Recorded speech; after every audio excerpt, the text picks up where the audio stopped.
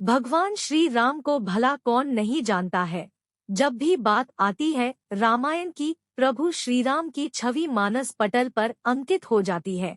श्री राम को विष्णु जी के 7वें अवतार के रूप में पूजा जाता है और पुराणों व शास्त्रों में भी उनकी महिमा का बखान होता है। त्रेता युग के पालनहारे प्रभु श्री राम को भक्त आज भी पूरे श्रद्धा भाव से पूजते हैं और उनकी भक्ति में सराबोर हो जाते हैं। प्रभु श्री राम के जीवन से जुड़ी कुछ ऐसी अनसुनी कहानियां हैं जो आज भी सोचने पर मजबूर कर देती है। ऐसी ही अनसुनी कहानी में से एक है श्री राम की मृत्यु से जुड़ी रोचक कथा। आप सभी के मन मस्तिष्क में भी कई बार ये प्रश्न जरूर आया होगा कि श्री राम जब भगवान का ही अवतार थे तो उनकी मृत्यु कैसे हुई। इस बारे में आइए जाने प्रभु श्री राम की मृत्यु से जुड़ी कथाओं के बारे में। रामायण और अन्य पुराणों के मुताबिक प्रभु श्री राम का जन्म 5114 ईसा पूर्व हुआ था। प्रभु श्री राम अयोध्या के राजा दशरथ के बड़े बेटे थे। उन्हें भगवान विष्णु का अवतार कहा जाता है। यही नहीं, उनके विशेष कृत्यों की वजह से उन्हें मर्यादा पुरुषोत्तम के नाम से भी जाना जाता है। प्रभु श्री राम से अयोध्यावासी काफी प्यार करते थे और उनके वनवास जाते ही वो अत्यंत दुखी हो गए।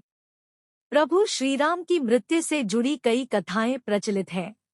एक कथा के अनुसार सीता ने अपने दोनों बच्चों लव और कुश को प्रभु श्री राम को सौंपा और धरती माता के साथ जमीन में समा गई। सीता के जाने से प्रभु श्री राम इतने दुखी हो गए कि उन्होंने यमराज से सहमति लेकर सरयू नदी में जल समाधि ले ली। भगवान श्री राम ने धरती पर 1000 वर्षों से भी ज्यादा समय तक शासन किया। अपने इस लंबे शासनकाल में भगवान राम ने कई ऐसे काम किए जिन्होंने हिंदू धर्म को एक गौरवमय इतिहास प्रदान किया। पंडित प्रशांत मिश्रा जी बताते हैं कि पद्मपुराण के अनुसार भगवान राम जब अपना अवतार काल समाप्त करके एक ऋषि का रूप धारण करके आए तब काल यानी यमराज भी एक ऋषि के रूप में आए और उन्होंने राम जी से बात करने का आग्रह किया।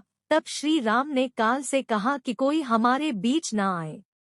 उस समय प्रभु श्री राम ने भ्राता लक्ष्मण से कहा कि वो एकांत चाहते हैं और काल से वार्तालाप करना चाहते हैं, इसलिए आप दरवाजे पर खड़े हो जाएं जिससे कोई भीतर प्रवेश न कर सके। इतनी देर में ऋषि दुर्वासा वहां आ गए और राम जी से मिलने का आग्रह करने लगे। लक्ष्मण जी के मना करने पर भी ऋषि नहीं माने और क्रोधित होकर बात करने लगे। लक्ष्मण जी दुर्वासा के क्रोध से बचने के लिए कमरे में प्रवेश कर गए जहां श्री राम वार्तालाप कर रहे थे। ये देखकर श्री राम भी लक्ष्मण पर कुपित हुए और उन्हें मृत्यु दंड न देकर देश निकाला दे दिया। लक्ष्मण जी के लिए वह भी मृत्यु सामान ही था, इसलिए वो सरयू नदी में समा गए और शेषनाग का रूप धारण कर लिया। भाई की जल समाधि से आहत होकर श्री राम ने भी जल समाधि का निर्णय लिया।